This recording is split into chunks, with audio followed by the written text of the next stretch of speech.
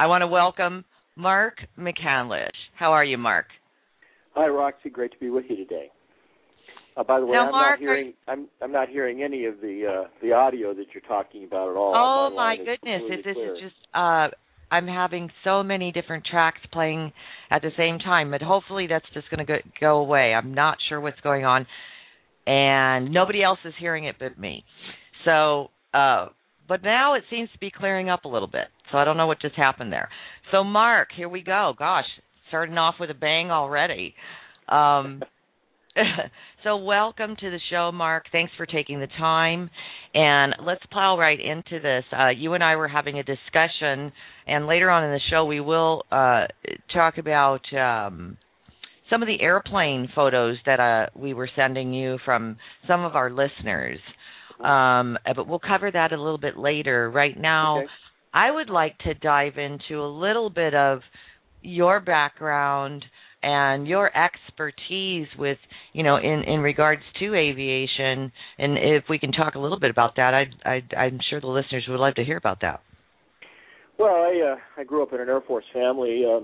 My father was in the Air Force for about 25 years, so I got to go to an awful lot of Air Force open houses and air shows and things like that. And I was always fond of aircraft of one kind or another, particularly aircraft from the Second World War and onward.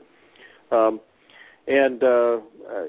time went on, I became very interested in cars and car design and building things and working with my hands. And I decided that it might be really exciting to participate in designing cars. And eventually I found out that one of the best places to get your college training to that kind of an end would be to go to a place in Pasadena, California called Art Center College of Design.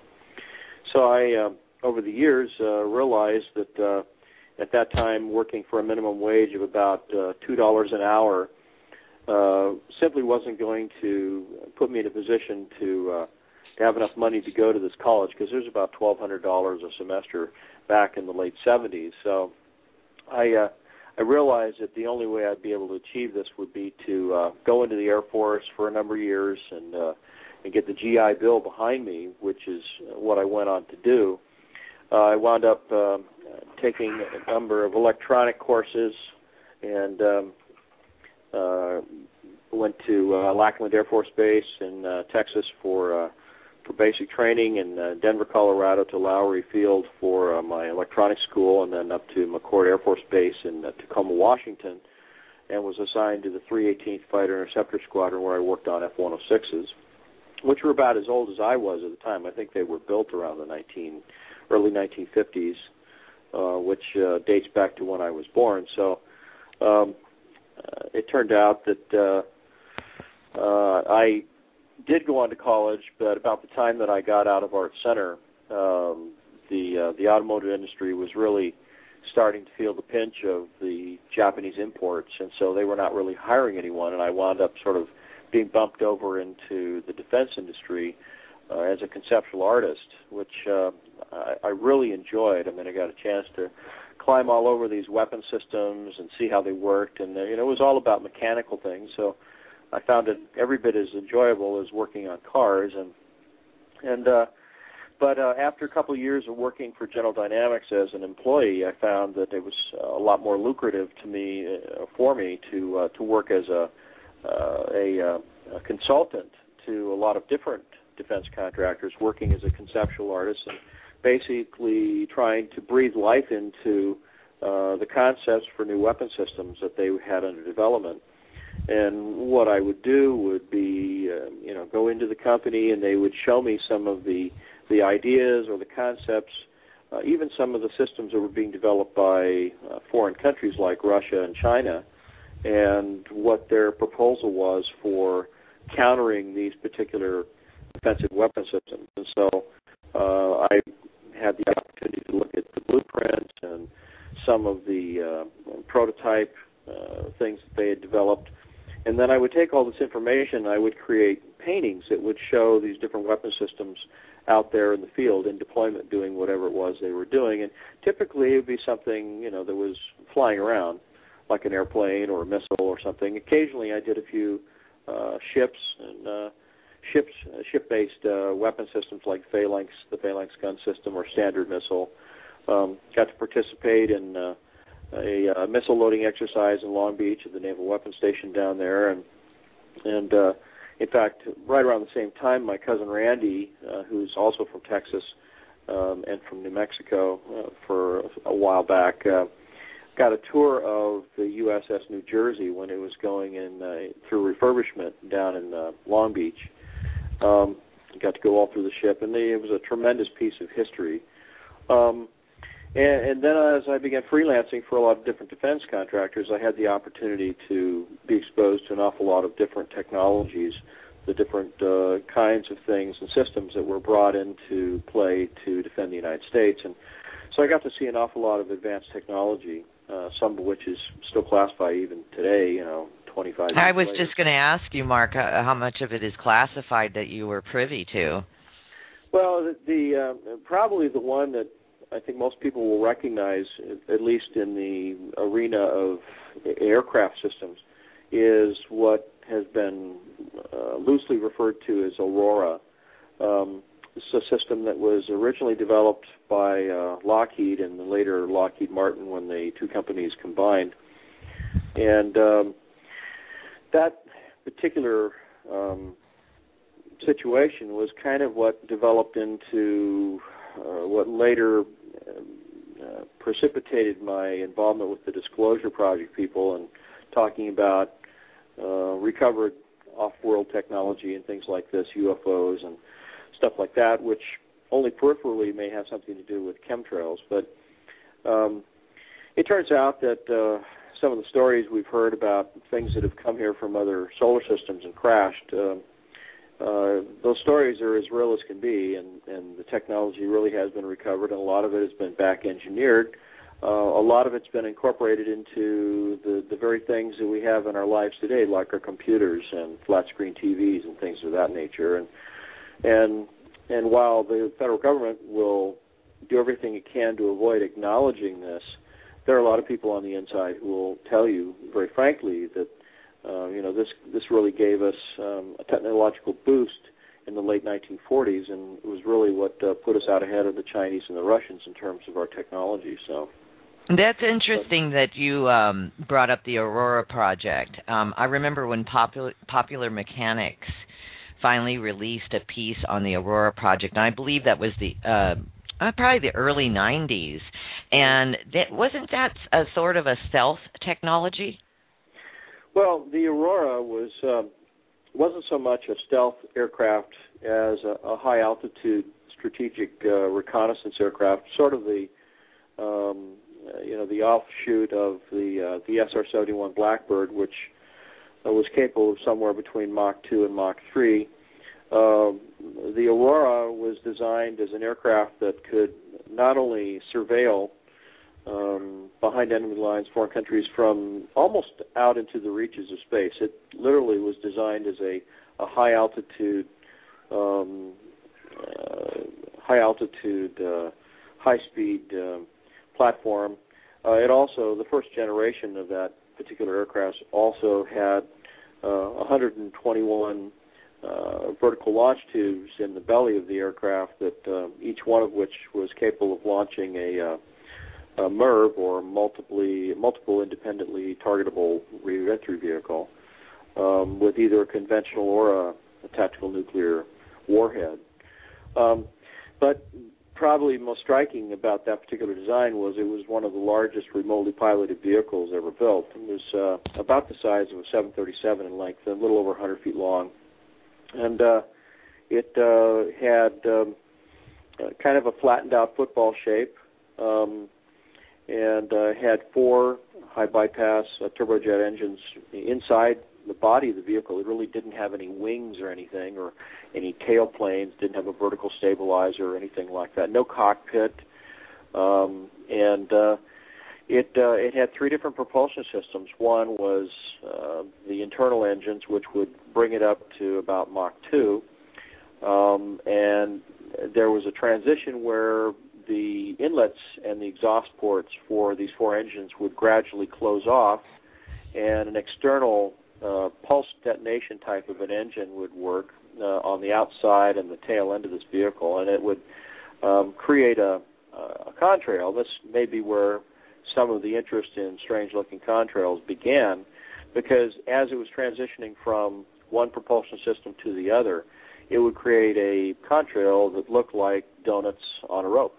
And this was from the internal engines leaving one contrail, and then the pulse detonation engine that worked on the outside of the body, kind of like, well, imagine taking the entire tail end of the vehicle and turning it into something like a massive linear aerospike engine, which is a kind of an engine that looks like a cone that's pointed to the rear of the vehicle, and you introduce fuel right at the moment of combustion to the airstream on either side of that cone, and it basically squeezes or pinches the cone, forcing it forward at a high velocity. And then the third propulsion system was a kind of a little clamshell compartment that would open up at the very tail end of the vehicle, and it had a rocket motor in there with some little maneuvering jets that would sort of pivot outward into a position where it would allow the aircraft to go through yaw and pitch motions while it was out in space where there's no air to use as a way of controlling the flow of air around the vehicle. So you'd lose all your aerodynamic controls once you go out into space. And the beauty of that particular application was that once it got out into space, it could loiter over enemy territory almost indefinitely because it was an unmanned vehicle.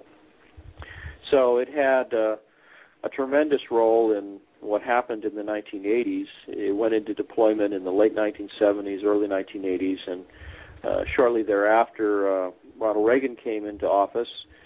And by 1986, the Soviets were very aware of the fact that we had some kind of new weapon system that was flying untouched over their territory and occasionally stopping and just loitering over certain locations. And there really didn't seem to be anything that they were able to put up there that could bring it down. They didn't have any missile defense system or high-energy laser weapons that would touch it because the thing was entirely covered with space shuttle tiles. And so, I think that was really kind of what forced Gorbachev to come to the peace table with Ronald Reagan in Reykjavik, Iceland in 1986, and it really kind of changed the course of history. So, it's amazing what certain kinds of technologies can do if they're put into a position like that. And, right. Isn't that interesting? I did not realize that craft, the Aurora, was an unmanned vehicle. I did not realize that it was a remote vehicle. Yeah. Well, that was like I said, that was the first generation of the aircraft. Right, and that was the beginnings of that was the 70s, early 70s. Well, that as you realize, even with the design and development of new car models for this year or the next, there's probably a 4 or 5 year lead time where they put together a study showing what the proposal will look like, what its capabilities will be. They sit down and try and determine how to engineer those capabilities into the platform, and then they set about getting the funding to do that. And one of the ways that they secure that funding is they would come to somebody like me who could take the idea, even in its most generalized form, and create some kind of an artwork that could then help people in the government, on a Senate Appropriations Committee or something for the Defense Department, help them to understand what it was that the individual defense contractor was proposing to solve a particular national security issue like that. And so this was, when they would come to me and they'd say, here's what we've got, this is what we need to do, and we need you to create an illustration of aircraft that'll go really, really fast. And in fact, that's kind of how things kind of begin to go off the tracks for me in terms of my career, because I had been studying aircraft and aerodynamics and all these different things, not in any kind of a degree program, but just out of my own particular enthusiasm for these kinds of topics. I was a subscriber to many of the trade publications like Aviation Week and Space Technology, and so I already knew what some of the proposals in the defense and aerospace industry were in terms of, scramjets, supersonic combustion ramjets, and things of that nature. And so I was approached by Lockheed, and I was told that they already had a particular family of aircraft, unnamed at that point, that were in deployment, and they were asking me to come up with some artwork to help them sell the idea of the next generation of aircraft in that same family of aircraft. And so what happened then was I sat down and I put together a conceptual piece that showed a combination of features on two of the fastest aircraft that I was aware of, one of which was the SR-71 Blackbird by Lockheed, and then another one that had been proposed and built in the early 1960s by Rockwell International called the XB-70, one of which is still on display at the Air Force Museum in Dayton, Ohio, near Wright-Patterson Air Force Base. So I combined features of these two aircraft, and I put them into one illustration, and I took my sketch pad into Lockheed's former Calabasas division. This was probably 1986 or so. And I opened my sketch pad, slid it across the table to a couple of engineer types, guys in the white smocks with the pocket protectors, the slide rules, and the pens and everything, and the glasses. And almost immediately, I got a very startled expression from both of these gentlemen. One became visibly upset. His face got red. You could practically see the beads of sweat beginning to form on his forehead. His hands started shaking, and his voice was trembling. And I couldn't really understand why he was upset, why he was getting so emotional about this drawing. And as he began to speak, he actually began to yell, and he was talking about the different features that I incorporated in the aircraft, and in the process he was slapping my sketch pad saying, well, what are these winglets doing out here on the wingtips? And, these would be torn off at Mach 17. And, he started to say Mach 17, and then he cut himself off realizing that he was giving away details that he wasn't supposed to be talking about. But And for people that don't know what Mach 17 is, exactly what is that, Mark? Well, Mach 17 is probably something in excess of 12,000 miles an hour. My goodness. Yeah, I mean, it's the kind of speed that'll melt the wings off a plane unless they're covered with a very special kind of alloy, aluminum titanate or something of that nature. But I calmed the fellow down when I explained to him what my design process had been, incorporating features from the two fastest aircraft that I was aware of, because I was asked to draw something that looked really, really fast. Well, it turned out that about 4 years later, there was an airliner coming out of LAX that had a near miss with an aircraft flying up out of Edwards Air Force Base that almost exactly fulfilled the description of all the details that I had incorporated into this aircraft. And there have been a number of names for it. They called it the Super Valkyrie or the M121. But it was a rather large aircraft that had a long fuselage with a cockpit up in the front, kind of like the SR-71, and had a pair of canards coming off of the sides of the fuselage, and had a large triangular wing in the back with these two large fins out at the wingtips. But the design of the aircraft was actually one that suggested that it was more of a kind of a mothership, an aircraft that would actually carry a smaller deployable parasitic aircraft. And that was one of the methods of ferrying and transporting and possibly deploying the second generation Aurora aircraft from a pylon that was mounted on the center line above the main wing on this larger aircraft. And so I suppose this is why the fellow was so upset, because he felt that someone had disclosed to me something that I had not been cleared to see or hear about. But it was just by accident. So after this, I had a lot of strange things happening to me. My phone was tapped. People were following me. I was getting threats against my life on the phone. I mean, it all got real spooky, and we talked about some of the other things that happened after that. But at any rate, it made it very clear to me that there were areas of technology that went well beyond what we all thought of as state-of-the-art technology that was, helping to defend the country. So with that in mind, Mark, that brings me to an absolute halt right there, being that you're discussing technology from the 70s and the 60s that sounds far out in 2011 even.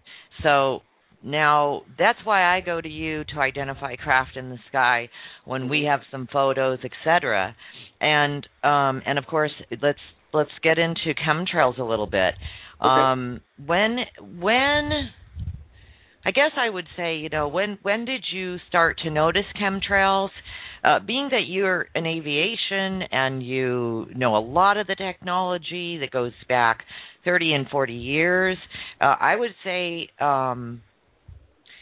you probably noticed chemtrails, or maybe not, before a lot of other people did. So when did you start noticing chemtrails? And in your opinion, what are they? Well, I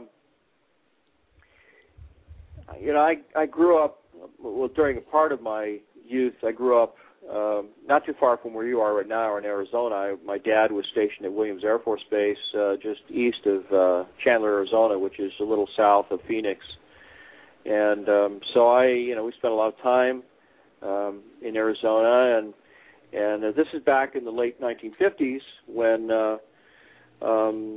the FAA had not sort of produced an edict that said that military aircraft could no longer fly at supersonic speeds over suburban and urban areas.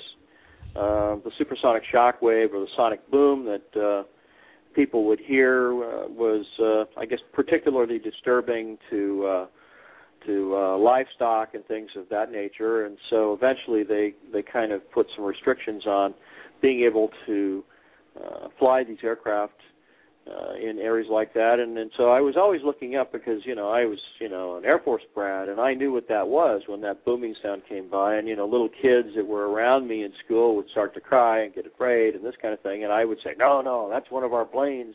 Those guys are up there flying, protecting us, and so I always felt very comfortable with those kinds of things and talking about them, but I remember that, whenever you would see any kind of vapor trail behind an aircraft, that it would not persist for more than, 30 seconds or a minute tops.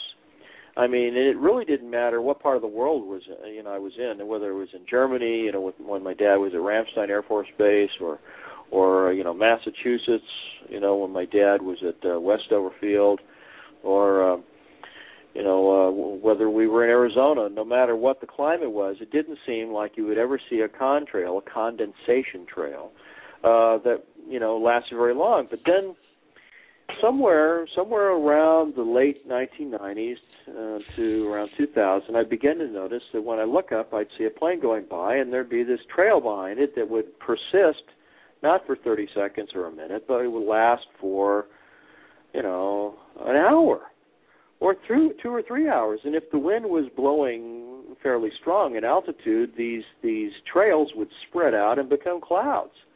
It was just strange. And then I began hearing people saying, chemtrails, there's chemicals in those trails, and they're doing something up there. And I thought, this is ridiculous. Come on. But the more I studied this stuff and the more I started looking, I started wondering whether there wasn't some kind of weather modification going on. And I knew from being, in the defense industry since the early 1980s that there had been actual international treaties signed that banned weather modification or using weather modification as an implement of war. And so when I saw this going on, I began to think, gosh, maybe there's something else going on that, maybe this is a violation of those treaties. And so I started looking into it, and in fact, I, found a study. In fact, I have a copy of one that I'm looking at here on the screen. It was, when they began talking about the kinds of materials that are being used for weather modification, which can be traced back to the Welsbach patents. That's W-E-L-S-B-A-C-H, Welsbach patents. They talk about using fine granules or little particles of aluminum oxide, which is highly reflective, and so it can reflect the heat of the sun back out into space, or it can cool an area, or it can even act as, the powder can act as the nuclei to form rain droplets around and to begin building cloud structures. But so when I plugged in a search phrase, toxicity of aluminum oxide nanoparticles. Nanoparticles, of course, are particles that are, maybe hundreds or thousands of times smaller than the diameter of a human hair. But I came across a study that was conducted by the Air Force Institute of Technology, entitled "In Vitro Toxicity of Aluminum Nanoparticles in Rat Alveolar Macrophages." Now, that's a real fancy way of saying, is aluminum oxide and nanoparticles of aluminum oxide, is it toxic to the little air sacs inside the lungs, which are called alveoli, and is it harmful to these structures in the lung, and most particularly to the macrophages, which are the white blood cells that reside in those parts of the lungs? And what the study says is that beginning in, I believe it's around 1993, they began exposing rats in laboratory environments to a fine mist with these microscopic nanoparticles of aluminum oxide and other materials to see what would happen to their immune systems when they were exposed to these kind of particles. And what they found is that not only would it have a toxic side effect to the mice and the rats, but that it would also cause the white blood cells to lose their ability to perform a process that allows these white blood cells to engulf and surround pathogens. Like a germ or something in your system, and of course, lab rats are used to sort of test the possible effects that these kinds of things would have on humans. And so what they were showing was that when you put enough of this stuff into the atmosphere, that you begin to have a problem with your immune system and your ability to fight disease. So, I looked at the study, and it ran from, I think it was June of 1993 to March of 2001. So when the more frequent spraying, the aerosol campaigns began around 2000, 2001, it demonstrated to my mind, at least, that they already knew that these things, this kind of practice was going to be harmful in one way or another to the population, and yet they went ahead and did it anyway. So at that point, it occurred to me that this amounted to a kind of chemical warfare, even though, it may not be intended as warfare on the American public by the United States government, that it may in fact fall under some kind of statutes. And so I began looking for chemical and biological warfare statutes, and in fact, there is such a thing. It's a piece of it's encoded into Title 50 United States Code, Chapter 32, under Chemical and Biological Warfare Programs. Most recent update, I think, was 2009, and it discusses in Section 1512 the fact that well, I can read some of this if you want. Yes, I would. You had one thing that I wanted to ask you that when you were just discussing is you said this a few times. You said they went ahead and did it anyway. They tested rablats. They knew that it would be detrimental to the public. Mark, who are they? Well, in that particular study, it was a study that was conducted at Wright-Patterson Air Force Base. It was part of the Human Effectiveness, the Air Force Research Lab was part of the Human Effectiveness Program. So it was an Air Force study. So this is obviously, I mean, but nanoparticles, as we'll discuss in the coming minutes, nanoparticles play a role in a lot of different things, not just yes, I would modification and chemical warfare, but they're also used as incendiary ingredients in high explosives. Exactly. Which will play into the tremendous forest fires that they're having in Arizona right now. Exactly, and I definitely wanted to cover that with you, Mark. Yeah. And just a real quick question as well, and then, yes, I would like you to read a piece of that study for us. One quick question is, what do activists do when, like myself, I'm constantly followed around by individuals who seem to be very, very intelligent and really debating, or at least trying to debate with me and others, that chemtrails, A, do not exist, that chemtrails aren't even a word, that persistent contrails have been around for 100 years, that lingering contrails or persistent trails have been around forever, that we just never really notice them, and it's just more activity in the sky with commercial jets, etc. How would you answer that question if you were speaking to somebody like that? Well, I know that during World War II, for example, that the B-17, for example, the Super Fortress, was a 4-engine propeller-driven aircraft with supercharged engines. They also had water alcohol injection, which does a couple of things to the combustion process. It helps to stretch out the expenditure of fuel, stretches the range of the aircraft, helps keep the engine cool, keeps some of the components in the engine clean. So when you have some kind of an injection process like that occurring, you will get condensation trails that do persist longer than normal. But this was something that was a wartime application. It was not something that was generally used throughout aviation.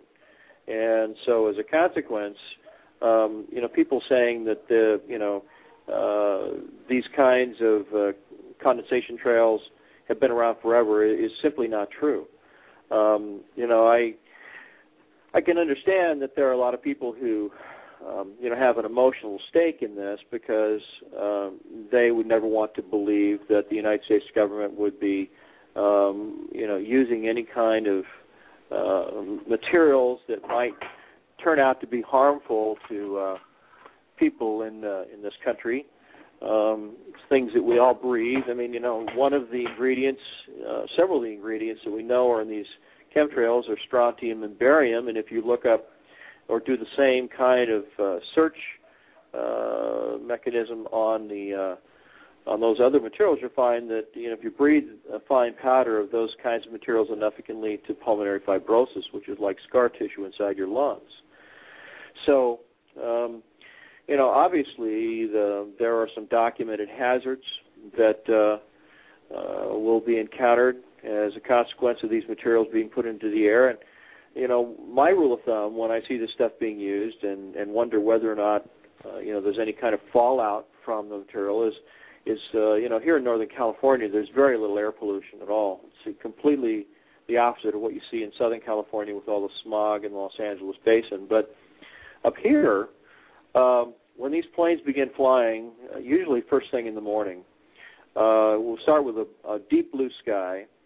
And as these aircraft begin crossing the sky back and forth, the trails begin to spread out, and it kind of creates a continuous white haze from horizon to horizon. But as the day wears on, you can begin to see this white haze begin to settle out, as though it's actually heavier than the air at the altitude at which it was dispensed. And you look into the distance over towards, I'm in Redding, which is about 2 hours north of Sacramento, but you look to the east where there's Mount Lassen.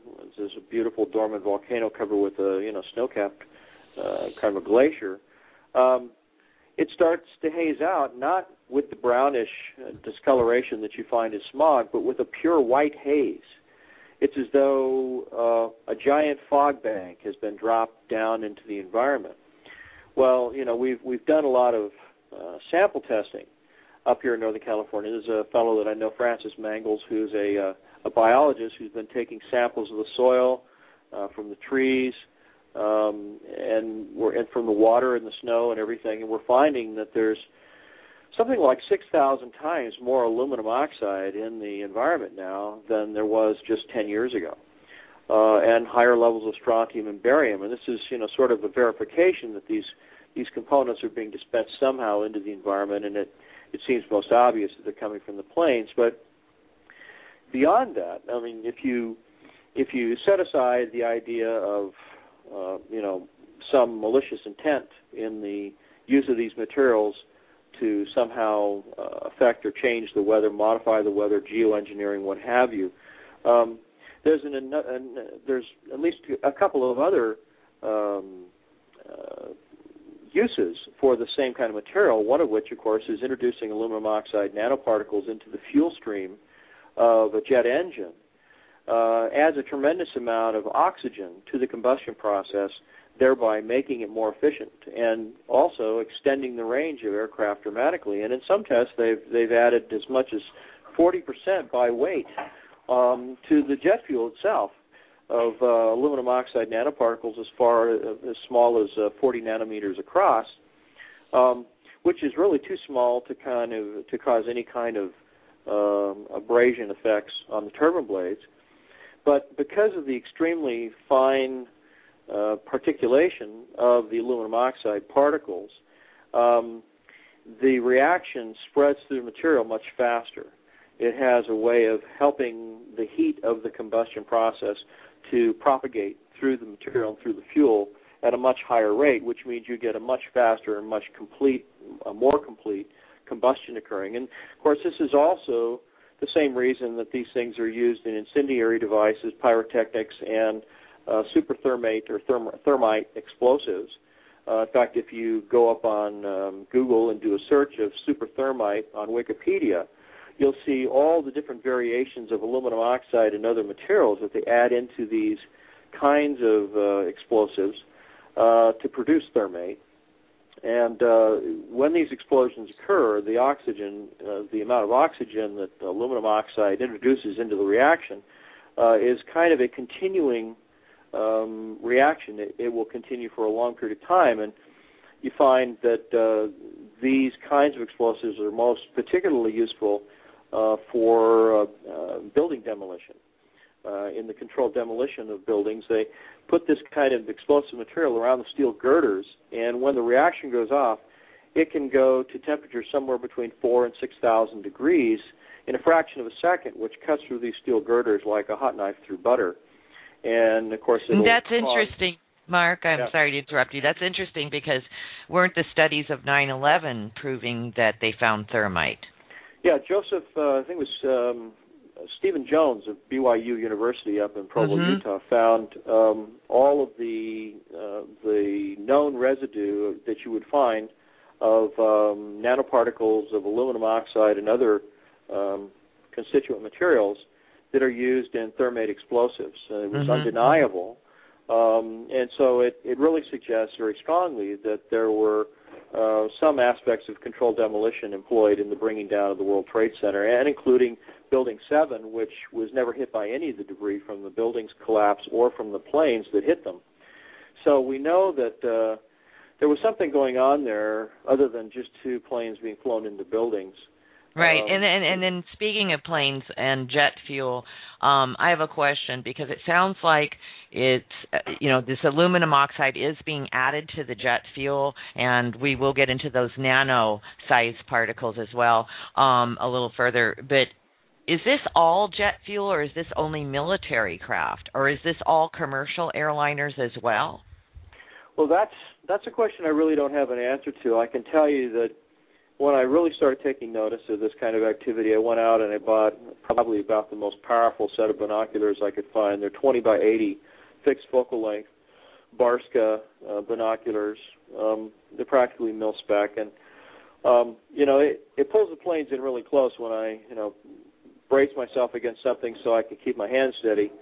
But surprisingly, I'm seeing a lot of the aircraft flying over Northern California that seem to be laying down these chemtrails appear to be aircraft, 737-700s, which is a late model version of the 737, the Boeing aircraft, in the livery of Southwest Airlines, of all things. Now, I've also seen, and I've also seen aircraft that appear to have no livery whatsoever. The planes are painted all white, top, bottom, under the wings, on top of the wings, the tail, the engines, everything, all white. No livery, no tail numbers, no markings of any kind that can be seen.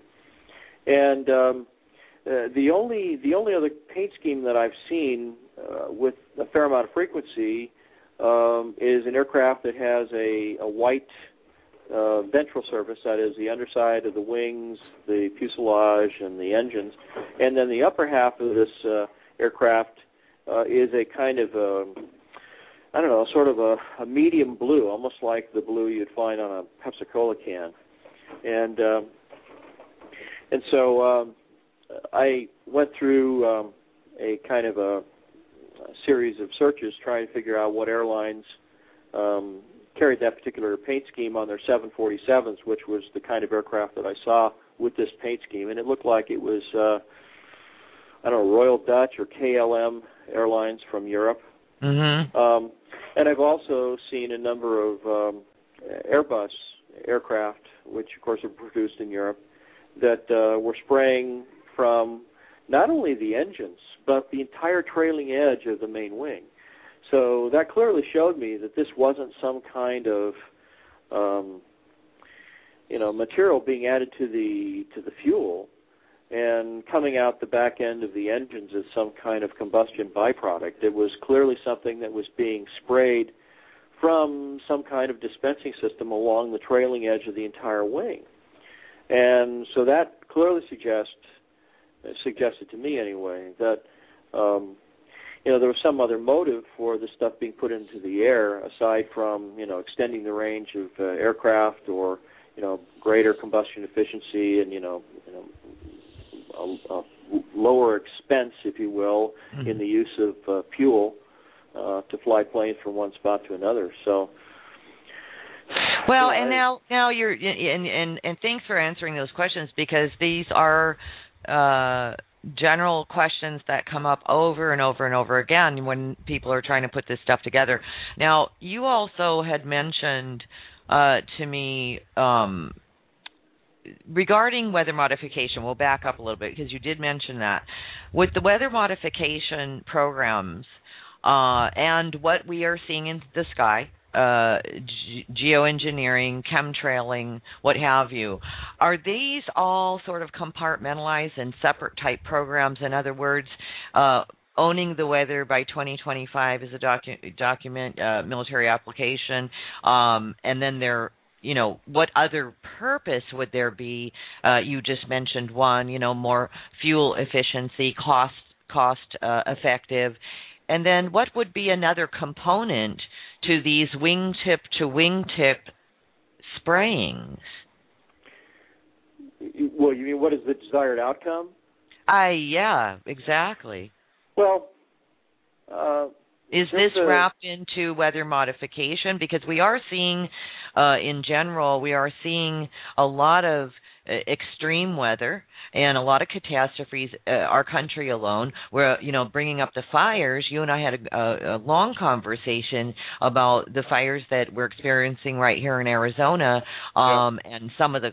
I've been in touch with Evergreen Aviation because they've got the super tanker. It's the only one of its kind in the world.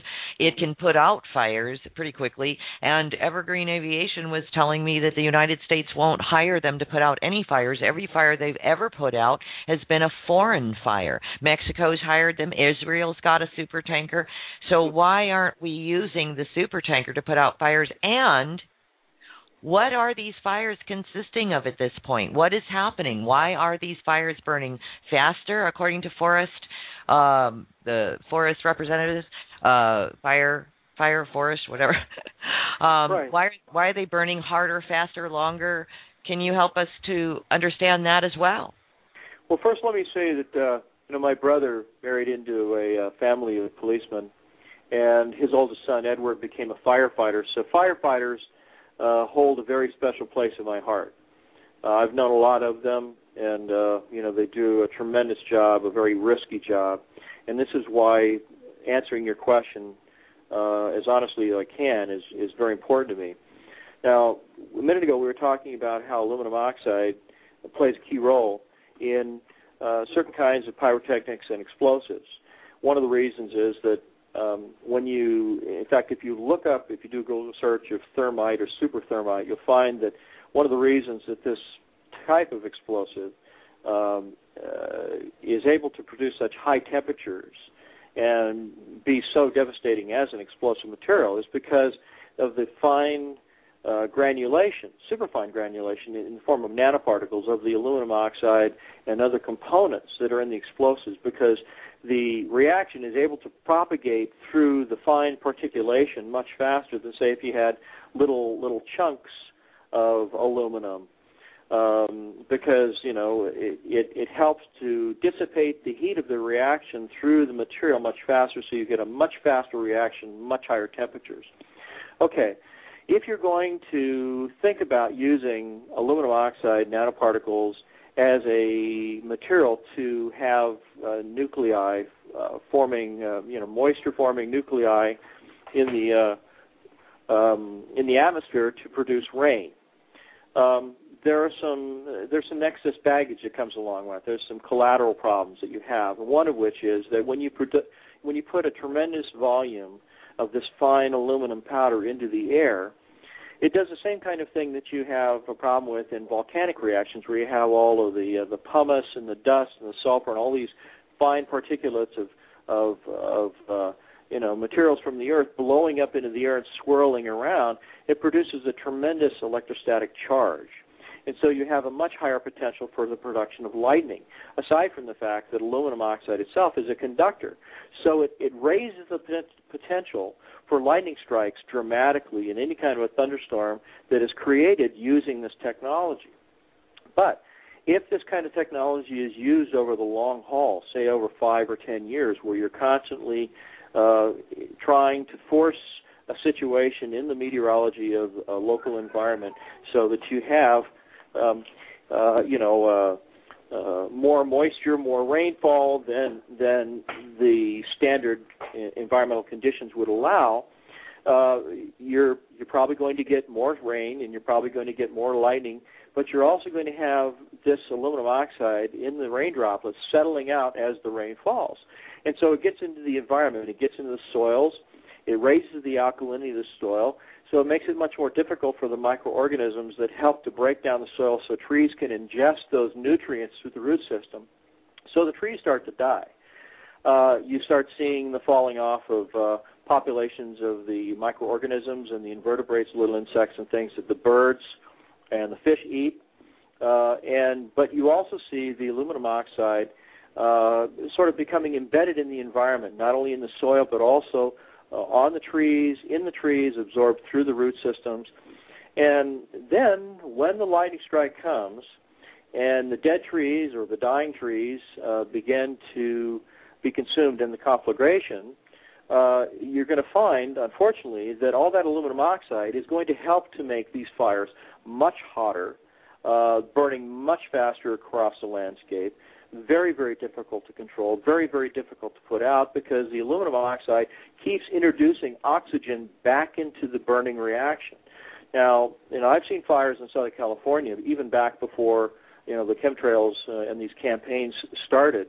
And one of the problems they would have, especially during drought conditions, was that even the root structures that go down beneath the ground continue to burn for hours and days later, where you can see flare-ups that happen even days later, where you have to go back in and do some kind of surgical strikes on different areas where the fire's already passed. And so these things can continue to burn for a long time, particularly if you have aluminum in the environment that is helping to exacerbate the problem.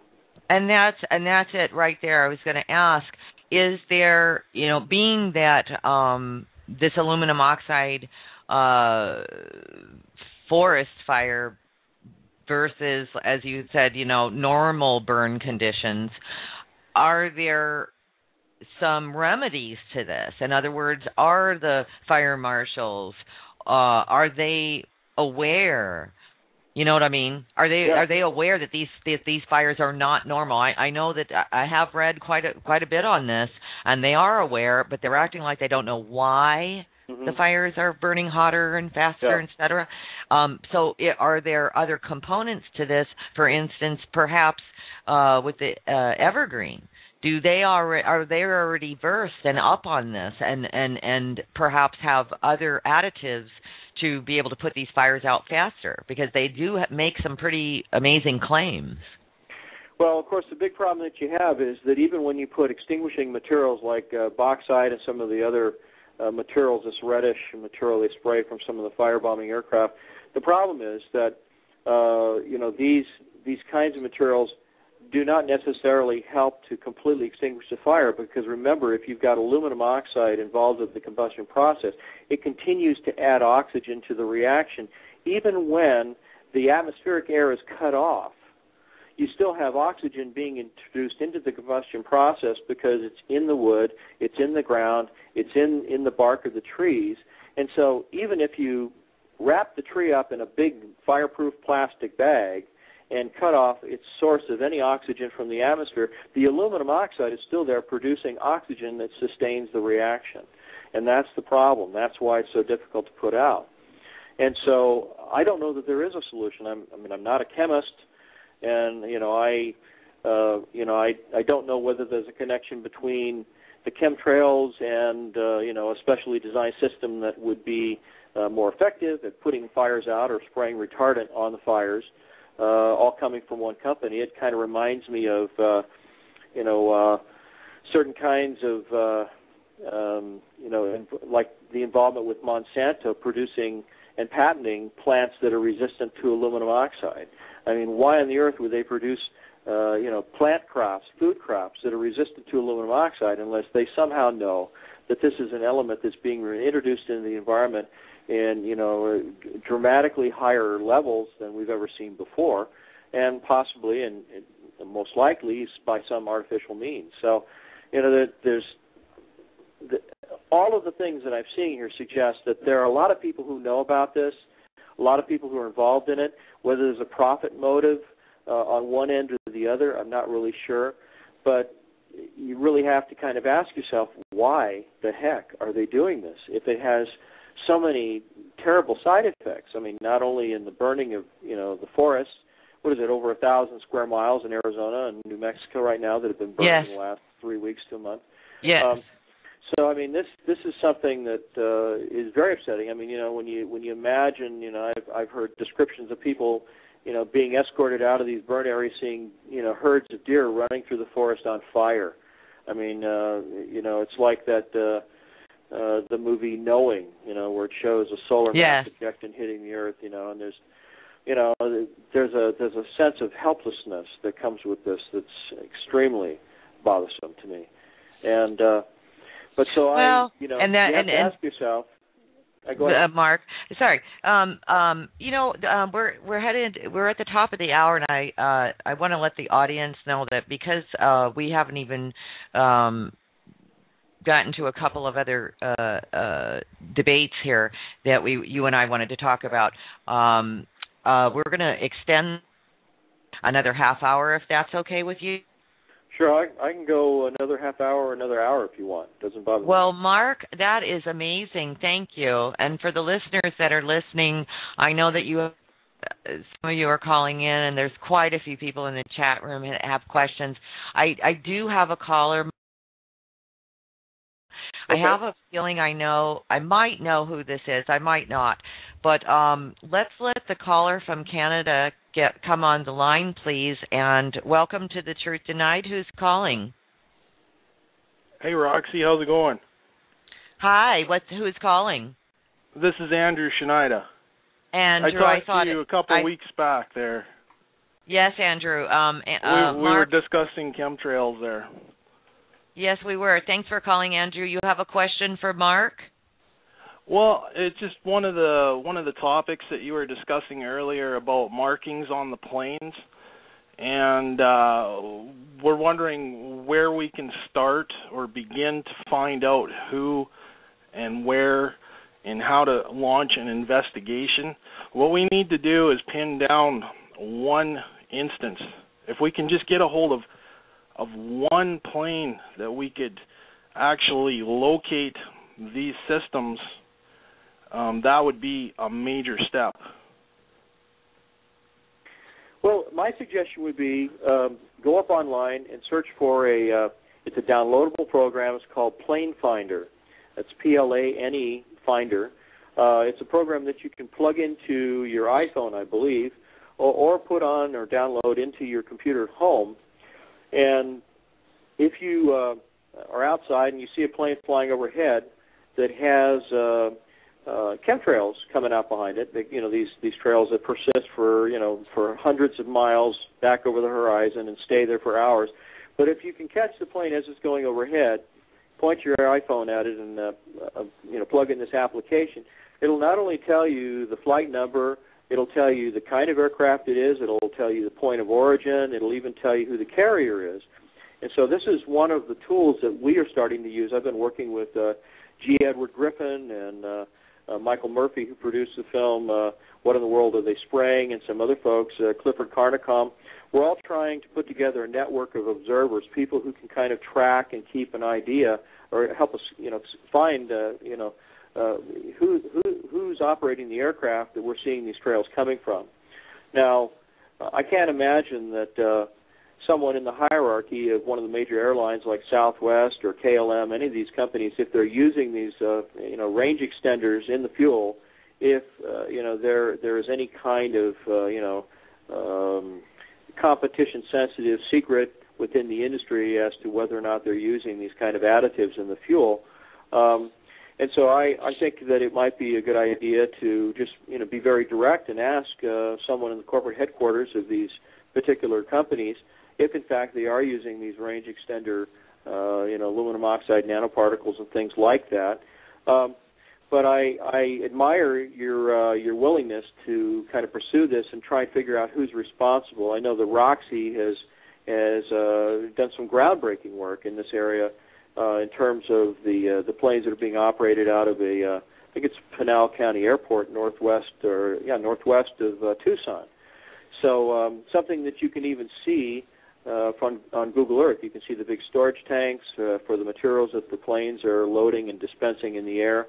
And it's been rather controversial. Right. We've under my investigations, I've kind of gone down the path looking into fuel additives such as what they call anti-static dispersants that they add to the fuel, and according to one source, the amounts that they supposedly put into the fuel systems doesn't amount to what would create what we're seeing right now. There's products such as Apollo DGT-3. That one is used in commercial airlines. There's also Octel Steron. I think they've formerly been bought out by somebody else. I'm not sure what the company is now that owns them. But they had a product called Status 450, which was also an anti-static component, both of which contain aluminum nanopowders. And their excuse for using these is to prevent fires in the fuel systems. That was one of the things. Now, back in January, we had I had found this fellow from New York Skywatch, who had actually done a video. I forget what month it was, earlier from the summer previous. And he had a video of 3 planes flying out of coming off the horizon, showing chemtrails. One of them, he managed to get a close-up of the fuselage, and it showed definitely that it was a Cargolux plane. Now, he has the time and the date of that flight, and he also has the video evidence of that flight. And another thing that was of interest that I forwarded to him was the information about the fact that Cargolux is one of about 4 or 5 companies listed in the Aurora Geoengineering Cost Analysis Report, which was prepared for David Keith at the University of Calgary. one of the head people that's promoting geoengineering. So wow. we gotta pin one of these things down. Mm-hmm. Well, I couldn't agree with you more. I mean, it would certainly be a very great strategy, a terrific strategy for sort of placing some kind of responsibility for who it is that's putting these things on. When I look at the tremendous weather that we've seen in the central United States, all the flooding that's occurring near Minot, in North Dakota, in Ohio, Tennessee, all these different places, I can tell you that every one of the storm systems that help to cause the tremendous rainfall and the flooding, they all passed through California. They all passed through my neighborhood, and they were all heavily augmented by chemtrailing in the 5 to 6 days before those storms actually began to dump all of their precipitation in the central United States.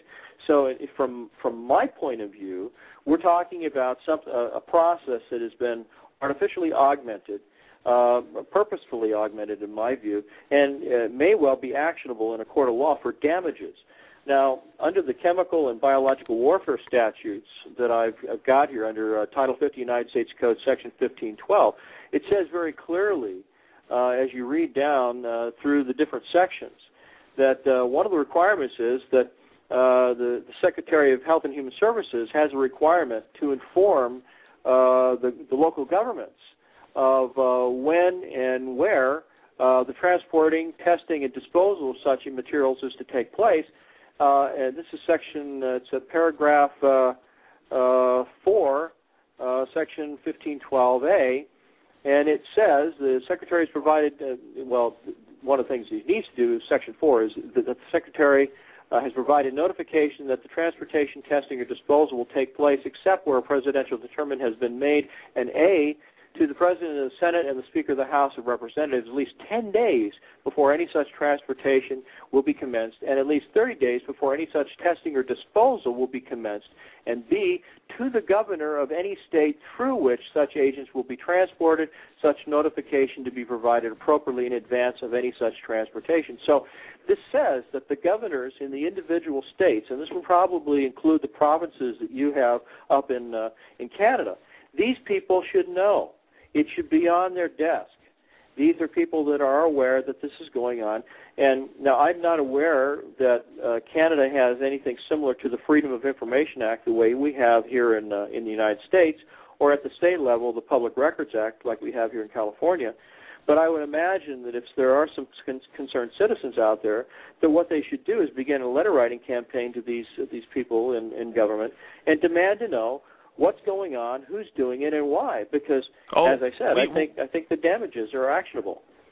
We do. We have tried, and it's real funny that you mention about the flooding in North Dakota and that, because I'm just 2 hours north of there. In fact, I'm on the Souris River, where it began to flood. I spent all this last weekend trying to pump water to keep it away from our home and our shop.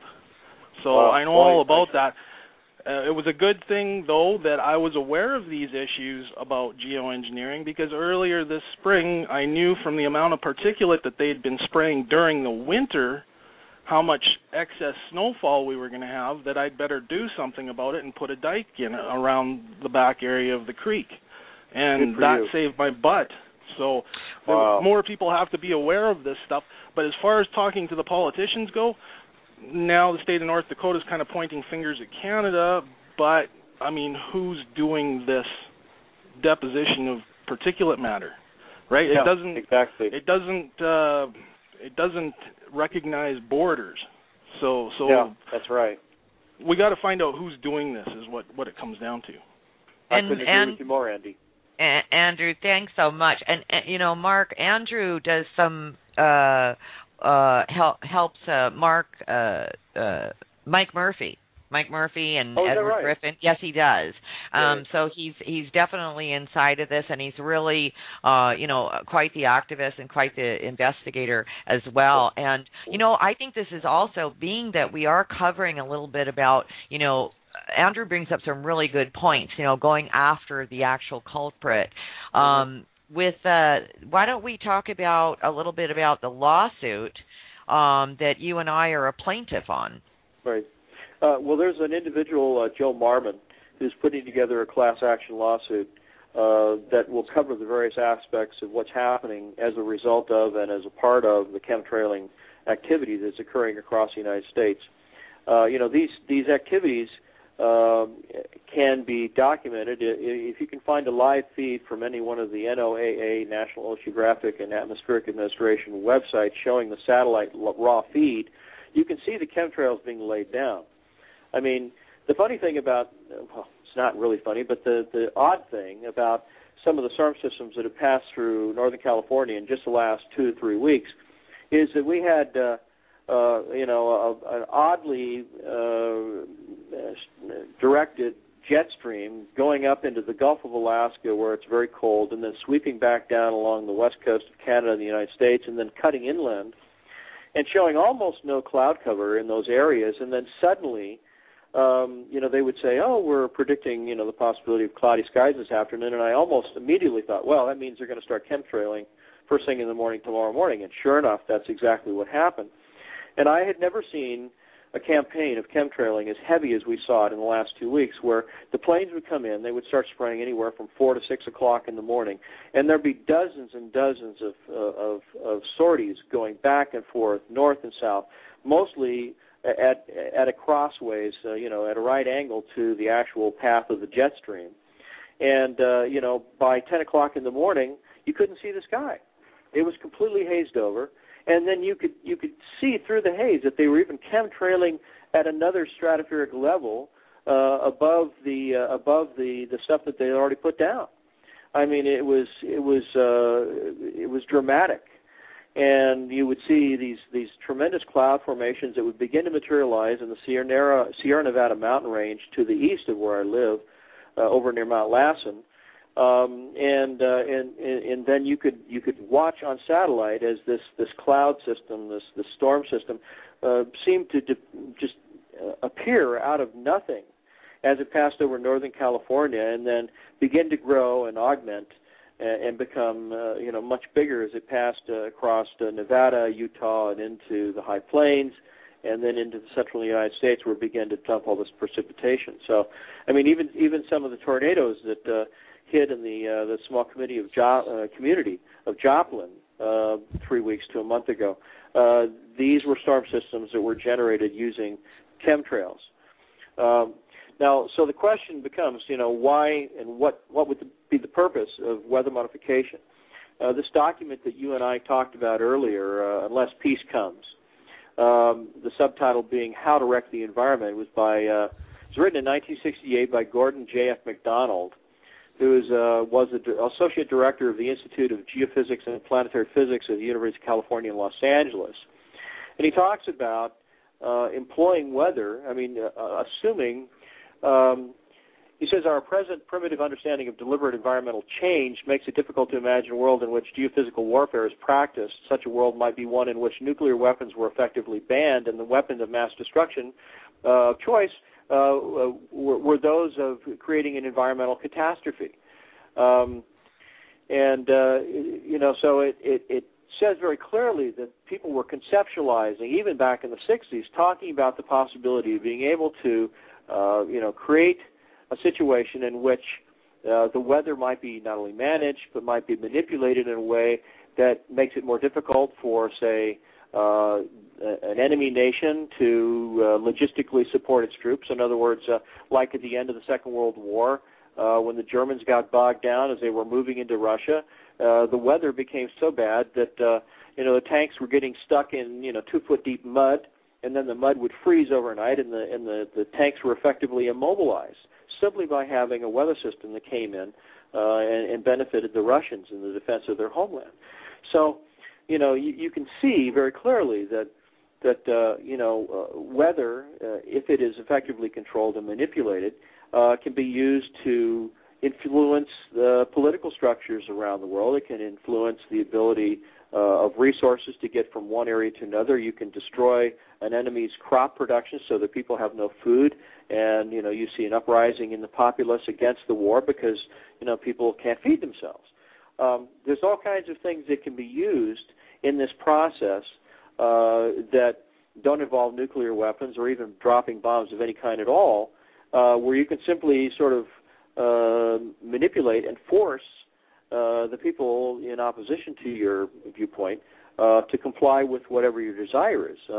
Maybe your desire is to use, some kind of weapon system to precipitate an earthquake. Now, how would you do that? Well, let's say you create a tremendous amount of precipitation, and it goes into the ground, and it begins to lubricate the fault lines. Now, there's a German study from probably 10, 15 years ago that was documenting the fact that they would see a higher incidence of earthquakes in the mountains of southern Germany whenever there was a lot of heavy rainfall in that area. And they documented that heavy rainfall within 5 days can seep down through the faults in the ground in geologically active areas. And it can actually lubricate and, well, with the overburden of the extra water, can actually cause earthquakes to happen. But there's another way that you can augment this. Now, you're probably familiar with the HAARP system, the High Altitude Active Aurora Research Program up in Alaska. This is one of probably a dozen such antenna arrays around the world.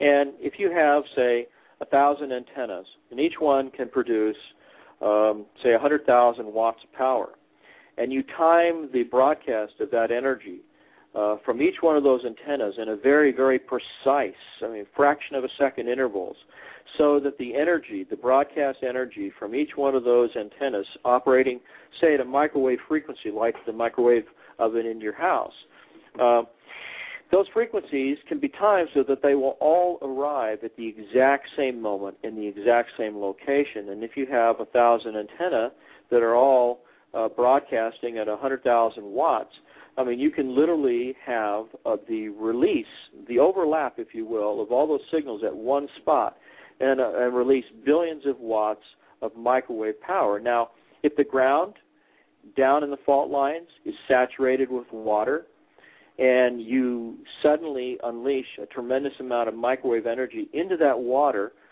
causing all the hydrogen atoms in the water to resonate, causing it suddenly to turn to steam, it will fracture those fault lines very suddenly and very deliberately. And it can do it just as effectively as putting a piece of limestone or something in your microwave. It'll explode. Because of the moisture that's trapped in the rock, it begins to heat up, and as it turns to steam, it has nowhere to go, and so it fractures the rock. The same thing can be done to create earthquakes. And, in fact, there are patents. The patent for the HAARP array itself describes the same process as being one in which you can create earthquakes artificially. So, this is you can see how insidious it is in the hands of someone. Absolutely, and it seems like as we've all discussed before, you and I have definitely. This seems it's the playing God factor here has got to stop. And I want to go back to something that this lawsuit that Joe Marmon has taken on. Michael Murphy's involved, G. Edward Griffin's involved in it, Francis Mangles, Dane Wigington, the biologists who have been doing research for quite some time in the Shasta, like you said, the snowpacks and the soil samples and so forth. Yeah. I am also a plaintiff on that lawsuit as you are. We do welcome people, and I think we should let the audience know that if you live in Shasta or have spent any time in Shasta, Mount Shasta or the Shasta area, Shasta County, and you have seen an impact on that area, please contact Joe Marmon. Now, I have him on my Facebook, and contact information for him or many of the videos and on our website as well. So if you need that information, we'll give it out later. But I think that people should get involved at least in that level, because they're going after Shasta County for, the debate on the excessive, in particular, aluminum particulates that are in the soils, and et cetera. And there's such an argument and debate on that as well all over the internet. And I think what is happening is that the more we, the people, push, and the more we use the tools that are accessible to us and take this knowledge, share it with one another, get very factual. I think the more that we are doing that, the more we are trying to find ways to take some sort of legal action, or even getting an attorney involved. I mean, good for Joe Marmon, getting involved in this and taking this on. My goodness. Monumental task. absolutely. But I think it's very important that we realize we're not losing here. We have definitely had to, as Clifford Carnicom mentioned once, we've had to back engineer chemtrails.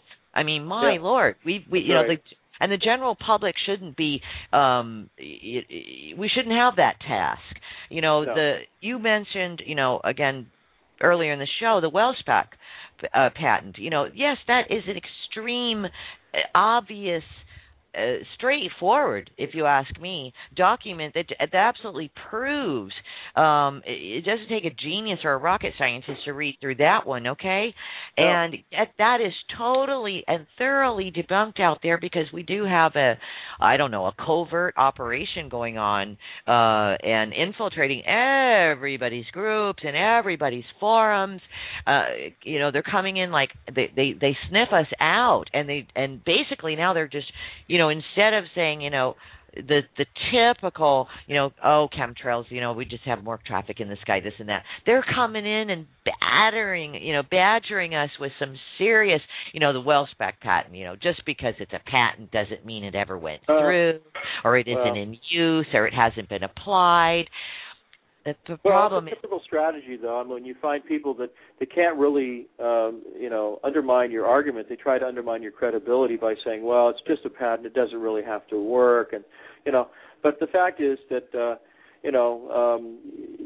there's a lot of things happening in the environment that if you go back and you look at the literature, if you look up or do a search on the phrase of weather modification, or how would you modify the weather, just try to do your own investigation as individual citizens, whether or not you buy into the idea that there's some kind of vast conspiracy going on here.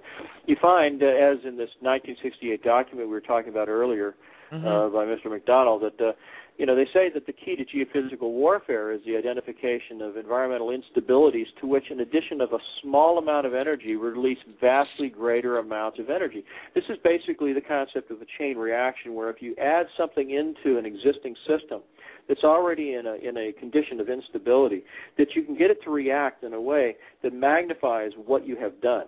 And that's essentially what's happening with the weather and the tremendous amount of rainfall that we're seeing in the central United States. And you can see the evidence of it in California. Every time one of these systems starts to come through, you can practically, and this is what bothers me, is I look at the weather forecast in the back of the newspaper, and they can project 5 or 6 days out. Okay, and this day it's going to be cloud, this day we're going to have thunderstorms. And you have to know, if you look at the ozone and particulate levels that are listed along with the days that those occur, somebody out there somewhere already had the data that predicted that these things were going to happen, and that the planes being in the air, spraying the stuff in the atmosphere, were all part of the equation that fed down through the system to the newspaper reporter who puts all the, you know, plugs in all the data about, you know, what the meteorology will be 2-3 days from now. So they know. Somebody knows.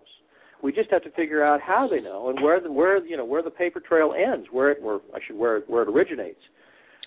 Right, exactly, and yet another aspect to all of this. You know, when you talk about environmental warfare, environmental contamination, we're all pretty savvy at this point as far as knowing that our water's contaminated, our soils are contaminated, our crops are contaminated. We've got the GMO factor, yet they legalize it. Isn't it interesting, as you said, Mark, that how did they know to make an aluminum, aluminum resistant? Yeah, an aluminum resistant seed.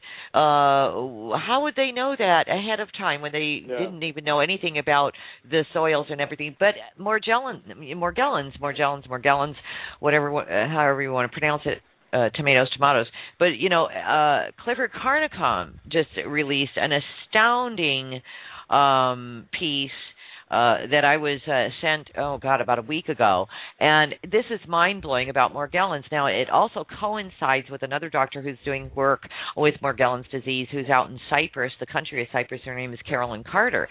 And basically what they have really identified was that what is the connection with chemtrails, what is the connections with Morgellons, and I really want to go for this question with you because Morgellons, he released, he being Clifford Carnicom, an analysis, a blood analysis, they've been studying this, shows that the primary organism or pathogen characteristic of Morgellons condition, as isolated and identified by his research, causes a significant biochemical change in the nature of human blood in which it resides. The dramatic change in, and I'm quoting him, in the character of the blood has also presented through visible observation for several years, but this change is now objectively and directly measurable through the use of spectral analysis.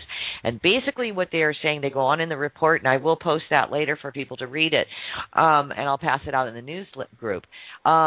Carolyn Carter has Morgellons disease, and she's been studying it. And you and I had a conversation about this as well. That we actually got. In Cyprus, right? Pardon me. She's the lady in Cyprus, the island she of Cyprus. She is the woman in Cyprus. Yeah. Correct.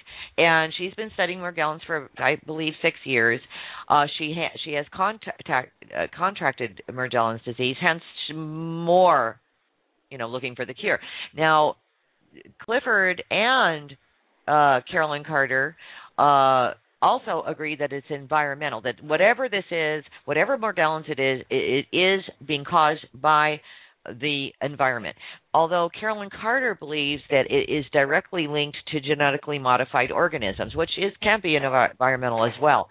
And this ChemWeb, now, when this is October of 2010, a gentleman in McCook, Nebraska, sent me a photo of some chem webs. These were webs that were dropping from the sky. He shot a photo. It's called angel's hair on some angel's cases. Hair, is that right? And that's one of the other terms I've heard, yeah. Okay. And basically, you and I have already had the conversation about what happened with that web when we sent it over to Cyprus, when we had it analyzed. I was wondering, you brought up the fact that you had your own web or angel hair, whatever you want to call it, experience. Can you share that with us as well? Yeah, this was back on the 25th of September last year. It was one of those typical things where I saw the forecast and the weather saying that on that particular Saturday that we're going to have cloud cover, and it was a beautiful, clear day, and it didn't appear as though there was any weather system coming in our direction. First thing Saturday morning, I got up early, about 6 o'clock, and they were all already chemtrailing heavily. And the clouds that are produced as a byproduct of these chemtrails are very strange looking. When the wind blows them and they begin to spread out, they look like shredded puffs of cotton. They have striations in them, these sort of lines where the turbulence in the atmosphere begins to pull the powder that's in these trails apart and stretch it out over a wider area. You see condensation of moisture and things that are occurring around these trails of this aluminum powder. But what was strange was that as this particular aerosol campaign began to trail off around lunchtime, and as I ended my shift, I went out to the car. This was in Palo Cedro, which is about 10 miles east of Redding. There's a mountain range to the west and a mountain range to the east of Redding, so we're kind of right at the where two mountain ranges kind of come together just north of town, just south of Mount Shasta.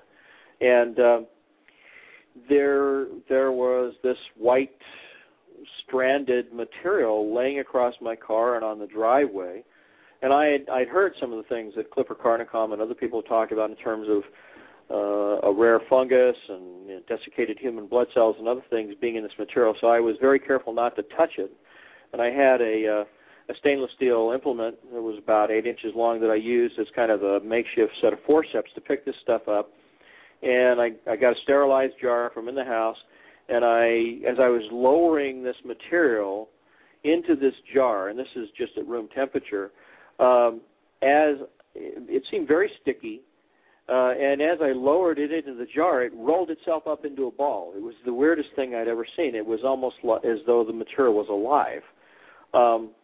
And it looked a lot like the kind of material that kids use at Halloween to make fake spider webs, that comes in a bag and you can stretch it out and make, fake cobwebs and stuff, except that it didn't have the waviness in the material. There were these fine, pure white, stranded bits of this material but extremely sticky, very sticky. I mean, it in some ways it seemed just as sticky, if not more so, than the typical spider web.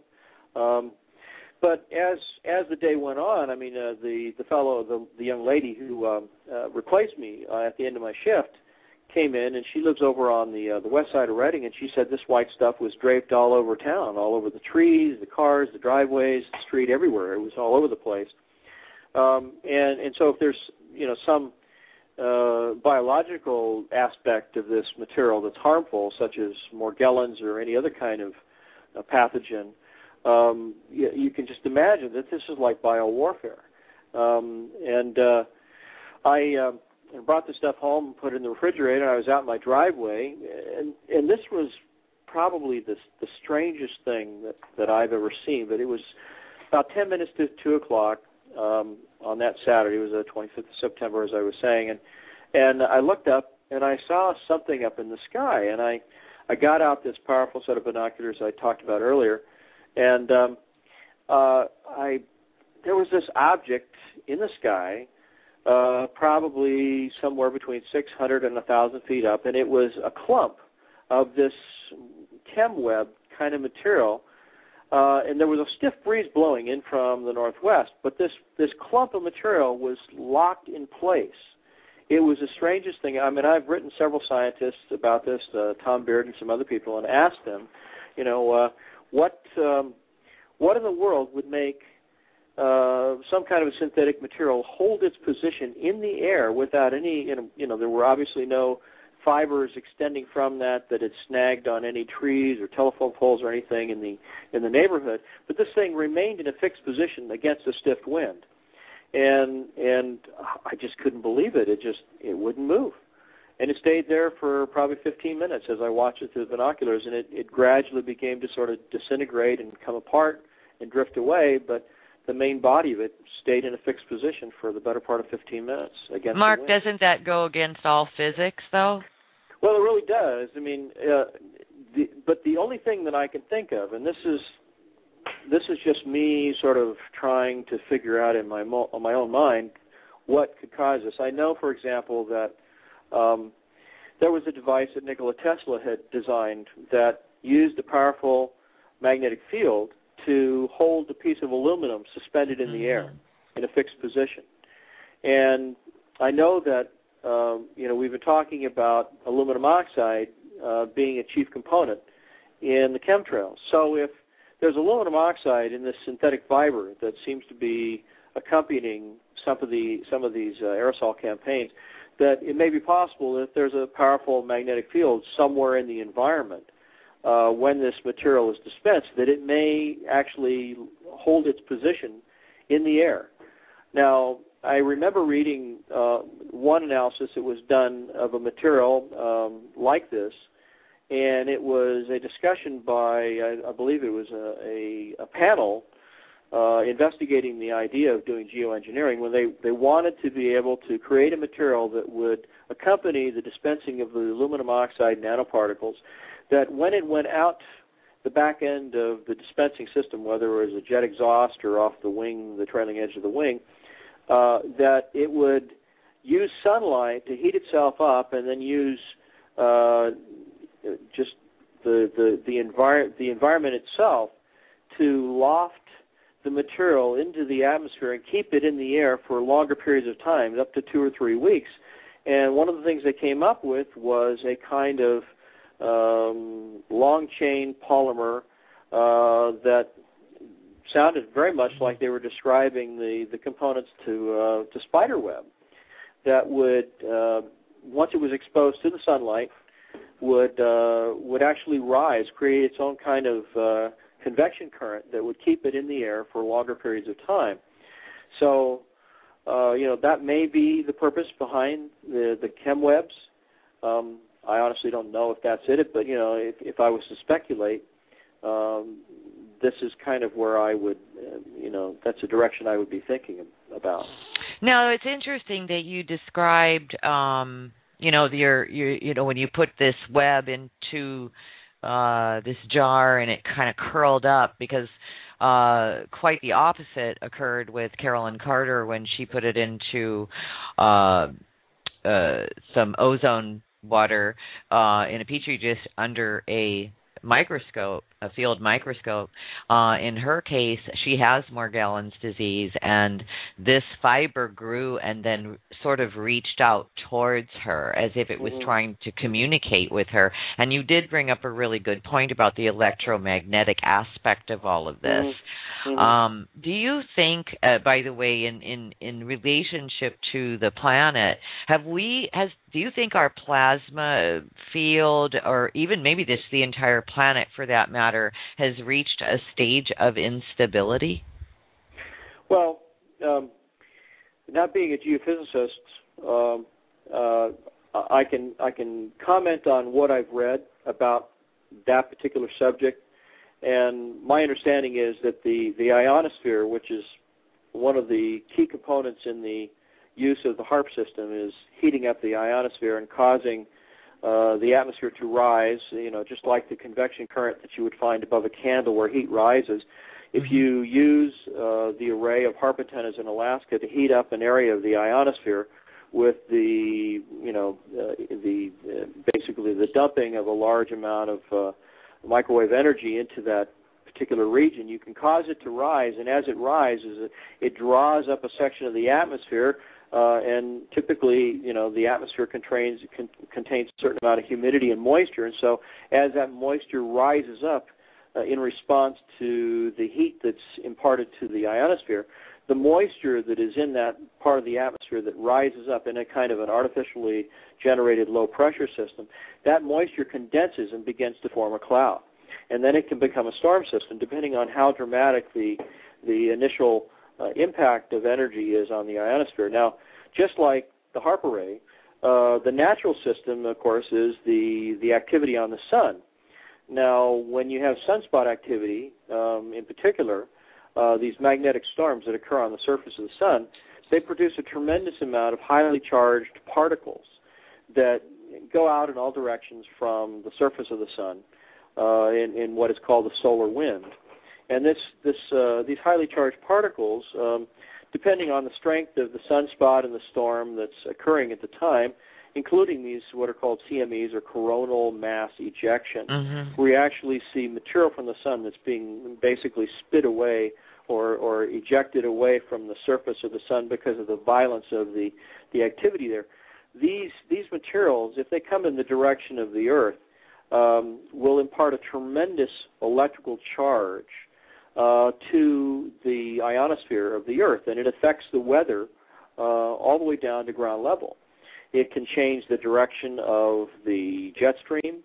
It can cause the ionosphere to heat up in certain areas and cause low-pressure systems. And, of course, as the Earth is rotating, just like, a piece of chicken on a barbecue spit, the heat from the sun is exposing different areas around the surface of the Earth, and each area, with its individual levels of instability, will react to this input of energy.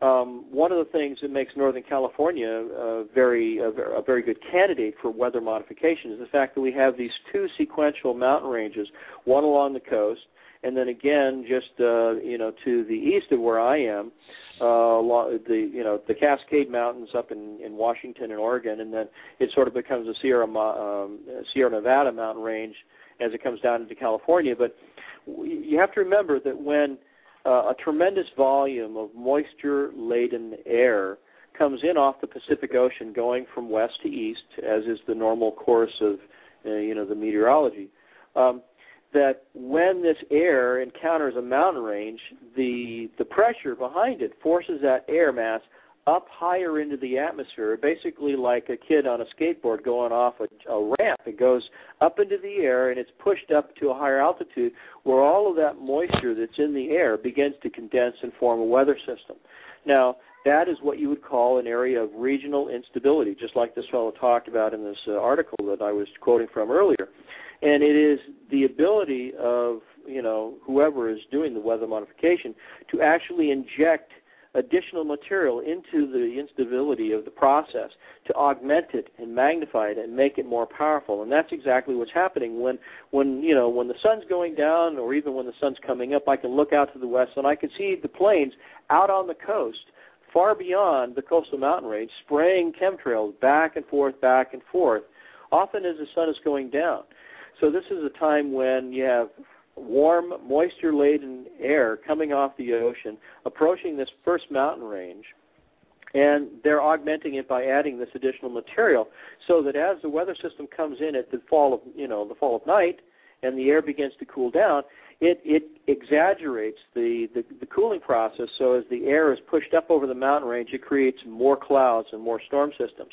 But then they also chemtrail right over Redding, which is to the east of that mountain range. And so it continues onward, and as this now storm system that's beginning to form off of that first mountain range, as it moves across the Central Valley, the north end of it where we are at, and it encounters the Sierra Nevada mountain range, they're chemtrailing as it goes into that area too. So you have a second wave of augmentation that can occur in what is another region of instability. So you can see how someone is in a very calculated and very methodical way is using this practice to create storm systems that are doing a tremendous amount of damage in the central United States of this country. The way you just explained that to us, I think that's the first time that I actually could sit back and just visualize exactly this whole sort of mosaic that you just painted. So thank you for that. It makes a lot of sense. Mark. Now, also, I was going to say the gentleman who actually retrieved one of the chem webs.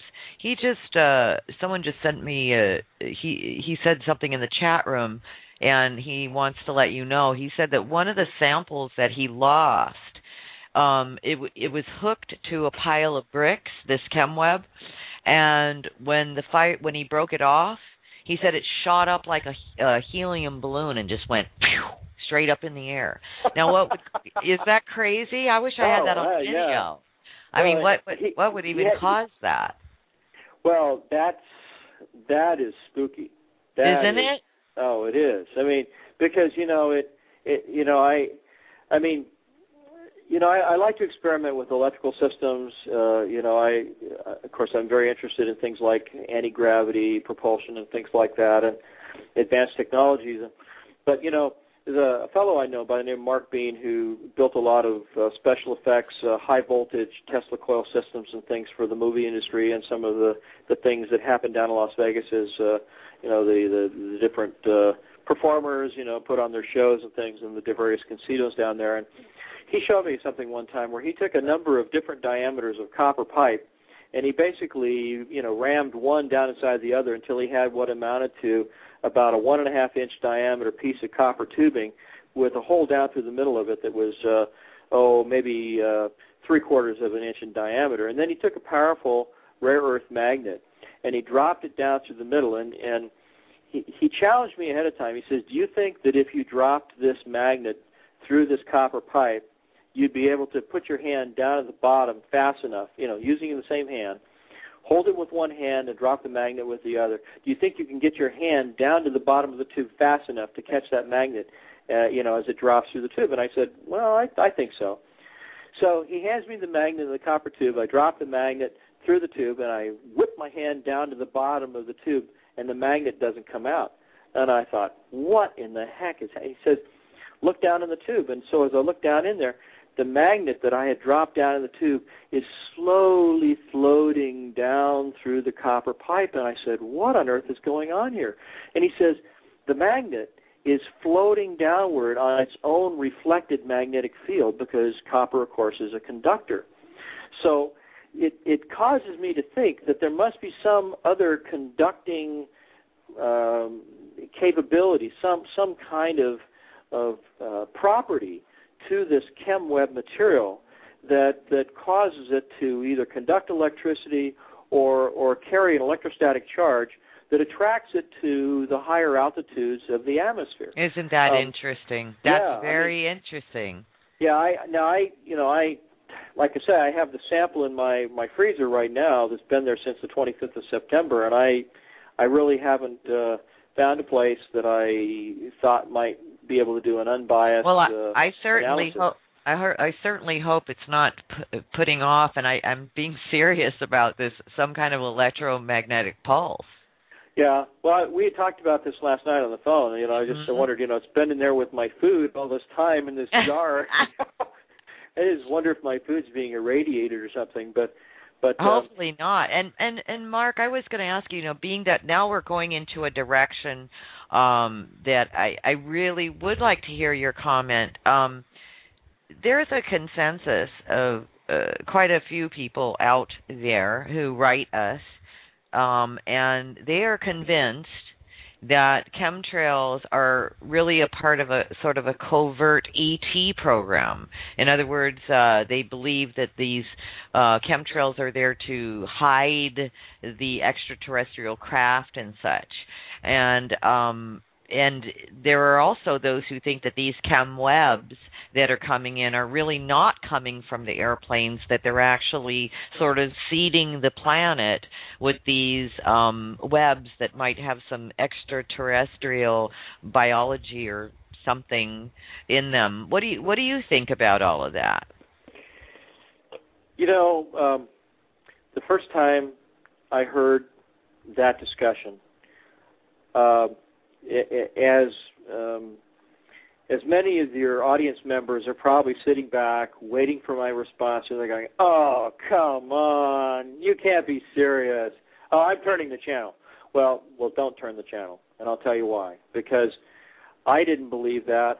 I thought that idea was ridiculous, but as it happens, back on the 25th of September last year, after I'd collected a specimen of this, angel hair or chem web, whatever it was, and I watched this clump of this stuff floating in the air, sitting there stationary against a breeze, I put away my binoculars and I was about to go in the house, and I turned and I looked up one more time, and there, moving across the sky, moving through an area where the sky was clear and moving towards an area where the chemtrails had been, was a brilliant, luminous, lens-shaped craft moving at a tremendous velocity. It had to be probably 250, 300 feet in diameter. At arm's length, it would have been probably about the size of a circle on the back of your thumbnail, maybe 3/16 of a diameter, or 3/16 of an inch in diameter. But from directly beneath it, it was perfectly circular, and it was moving at a very high speed. But as it moved further to the east, and right before it went behind this haze of created by the chemtrails, you could clearly see that it was shaped like a solid white lens, sort of like two convex plates put on edgewise, one on top of the other. And so that was when I began to wonder, in fact, if there wasn't some kind of association between the chemtrails and some kind of activity. Now, I moved up to the Redding area from Los Angeles in 1993, and I've had more UFO sightings in this area than any other place in the United States. In fact, if a person is willing to spend enough time, stargazing in the evening, as I have done on occasion, one begins to see a pattern emerge, and that is that there are two places on the western horizon where these things descend out of the sky, performing everything from what has been called the falling leaf motion to just a straight descent down into a particular region. And you find over time, if you consistently position yourself in the same place during your observations, that you find that there are these two places where these objects consistently come down, in one time. And it's not as though I'm the only person who's seen this. There are dozens and dozens of people around town who've actually formed UFO watching parties that go out in the evening, on the weekends, and so forth. There have been a lot of close encounters west of town in the foothills out there going out towards the coastal mountain range. There's an area out there, believe it or not, it's called Papoose Lake of the Trinity Alps, and of course there's Area S4 south of Area 51 is Papoose Lake also. But I've been told, and I've seen evidence, that there's something going on in the vicinity of Tom's Head Mountain, which is west of the city of Red Bluff, which is about a 35-minute drive south of Redding on Interstate 5. But you know,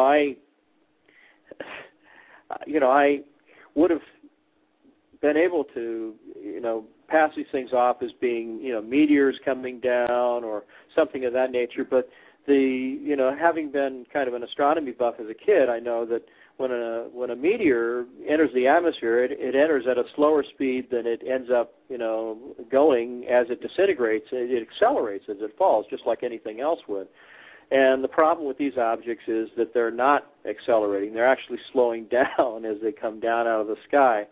I even talked to the owner of a local gun shop one day who went up into the mountains with his two daughters to watch a meteor shower one August, and he said, sort of bewildered by what he had seen, that he saw this really large object come down thinking it was a really big shooting star, and he said the problem was it came down, it stopped, and then it went back up a little ways, and then it slowly descended beyond Disson Mountain Range out in the area of Weaverville, which is also west of Redding. So, you know, people seeing things all the time out here, and surprisingly, I find that it seems as though there are specific days of the week that you see more chemtrailing. You see it a lot on Thursday and Friday, and you see it again a lot Sunday, Monday. And so you have to think, okay, if we're talking about a military operation where they're using some advanced propulsion system that's not acknowledged by the United States government, and they have a couple of secret installations in the mountains west of town, and they have people who go out into space and perform some kind of function there, whether it's you know, defending the country or you know, something else in the way of you know, exploration or mining the asteroid belt or whatever it might be, that these guys are on a weekly schedule like everybody else. They come home on a Thursday or Friday for the weekend, and they leave again on a Sunday or a Monday night. So when you see the chemtrailing occurring with a regular a schedule like that, it doesn't seem to it's have pretty much hard to do to with, deny. you know, yeah, I mean, it's pretty hard to strange. deny. It's strange, isn't it strange? And that's why, you know, I thought, okay, well, if the chemtrails are being used to reflect sunlight and reduce, you know, the amount of solar radiation that's being absorbed by the environment, you know, to mitigate global warming caused by, you know, the sun and this kind of thing, if that's true, then you would assume that the spraying over a particular area would begin first thing in the morning so that it would reflect the heat back away from the environment during the hottest part of the day. But that never explained to me, why are they spraying to the west of the mountain range that's west of town right as the sun's going down, you know, right where these two installations appear to be. And so, you know, I grudgingly came to the conclusion that the chemtrails were also part of a planned or scheduled activity for obscuring the flight operations of an advanced new generation of aircraft, maybe a new kind of weapon system or something. But you could very well be right. You could very well be correct. You know, we're winding down the show. I can't believe that it's been 2 hours that we've had the privilege of hanging out with you, Mark. Thank you so much. And I wanted to ask, is there anything, you know, anything else that you want to just throw out there in the last couple of minutes that the listeners should know about? And do you have any contact information, a blog site and anything where listeners can contact you in the future? Well, I do have a little page on Facebook. I think you can even scroll down and maybe see some of the artwork that I did while I was working in the defense and aerospace industry. If your listeners want to grab a pencil, I'll give out my email address if they want to correspond with me or describe, you know, the things that are going on in their areas. But I think it's important that if we're going to try and figure out what's the purpose behind all this, why is it being done, why are we being, you know, affected in the way we are, we really need to try and turn to our neighbors, you know, and just point up and say, look, you know, this is strange, this is unusual, and I've attempted to do this. I have neighbors that are fairly well educated where I live, and most of them just can't believe that somebody's putting stuff in the air that might be harmful to us. But, somewhere in your community, you'll find people of a like mind that you can get together with and talk and share your stories. Take photographs, take videos if you can. If you're able to, put a powerful lens on your video camera and zoom in and see, what kind of aircraft or maybe even the livery, the markings on the plane to determine its point of origin or who's operating it, that's really helpful. And by all means, do whatever you can to come together and network with other people so that we can try and put together, some answers as to why this is happening. I mean, I think my favorite line in this regard is sort of the closing line from a 1950 science fiction movie called The Thing with James Arness, and it was a journalist in Alaska saying, "Keep watching the skies." Right. And that's what we're going to do. Absolutely. Mark, it's an absolute pleasure. We're going to have a few announcements to make to the closing of the show. Thank you so much. Everyone absolutely on the chat rooms is saying thank you so much, Mark. They really loved you. Well, thank you. I forgot to give my email address. Well, why don't you do that, okay. if we could? And I'll post that in the chat room as well, okay. Mark. Thank you, Roxy. Really appreciate it. It's Mark McCandlish. It's MARK, no spaces, MCCANDLISH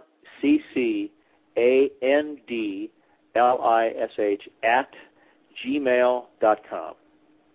Thanks, Mark, and we'll and I did post that out there, and we're gonna edit this show and put it out on YouTube, and if that's okay with you. It's fine, absolutely. Okay, and then a number of people will get to hear the show again, people who listen. And thank you so much for all. I hope that you'll come back and visit us again. I'd love to, Roxy. I really enjoyed the time together, and best wishes to your audience. Oh, thank you so much. You take care now. All right, we'll see you later. Bye-bye. We'll talk to you soon, Mark. So that was Mark McCandlish, everybody, and I just see so many people saying thank you so much. Thank you so much. We love Mark. Now, future shows, I want you to know that next week we've got Michael Murphy coming on, and from What in the World Are They Spraying? And the following week we're going to have a woman by the name of Pamela Glassner. And she is a whistleblower with the pharmaceuticals, and she has a book out. Oh, my gosh, you're going to love her. We have the Intel Hub owner. Do you know what the Intel Hub is? He's going to be coming onto the show in July. We have one show after the other, jam-packed. We are so grateful. We want to thank the GIC Network. And speaking of the GIC Network, the Just Bernard Show, this Monday, he generally has it on Mondays, but it is going to be Bernard's birthday, and everyone should wish him a happy birthday on Monday or right now if you want to. And he will be returning on the 4th of July, Dr. Bernard Alvarez. And he's going to be interviewing the winning documentary filmmaker and founder of the Enigma channel, let's say Christopher Everard. So that is going to be absolutely fantastic. So that is going to be July 4th. So woohoo, you guys will have the day off, and you can tune into that. I also wanted to say that all of you, Izora and Lisa Wilding, who sent in photos, Mark did answer the question at the beginning of the show. I don't know if you realized it with the Airbus, 330 Airbus, etc. He also put that in writing, so I will forward what Mark had to say about your airplane photos. Generally, you heard the gamut of what he said. I mean, we are talking about military aircraft here.